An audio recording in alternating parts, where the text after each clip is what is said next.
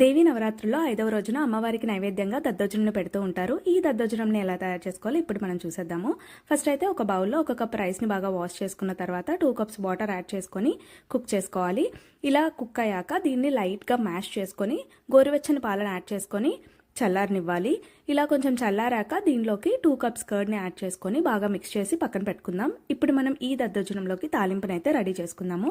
Stove పైన వేరొక pan పెట్టుకొని దాంట్లోకి ఆయిల్ యాడ్ చేసుకుందాము. ఆయిల్ కొంచెం హీట్ అయ్యాక దీంట్లోకి పచ్చిశనగపప్పు, మినపప్పు, జీలకర్ర, ఆవాలు, అల్లము, పచ్చిమిర్చి, ఎండుమిర్చి, పెప్పర్ యాడ్ చేసి బాగా ఫ్రై చేసుకున్న తర్వాత లాస్ట్లో స్టవ్ ఆఫ్ చేసేసి కొంచెం ఇంగువ యాడ్ చేసేసి ఈ తాలింపుని దద్దోజనంలోకి అయితే ట్రాన్స్ఫర్ చేసుకొని మనకి రుచికి సరిపడా సాల్ట్ యాడ్ చేసుకొని ఒకసారి బాగా మిక్స్ చేసుకుంటే టెంపుల్ స్టైల్లో దద్దోజనం అయితే రెడీ అయిపోయింది. ఈ దేవి నవరాత్రుల్లో అమ్మవారికి నైవేద్యంగా 9 రకాల ప్రసాదాల వీడియో మా ఛానల్లో పోస్ట్ చేశాను. వాటి లింక్ కింద డిస్క్రిప్షన్లో పోస్ట్ చేస్తున్నాను. తప్పకుండా వెళ్ళి చెక్అవుట్ చేయండి.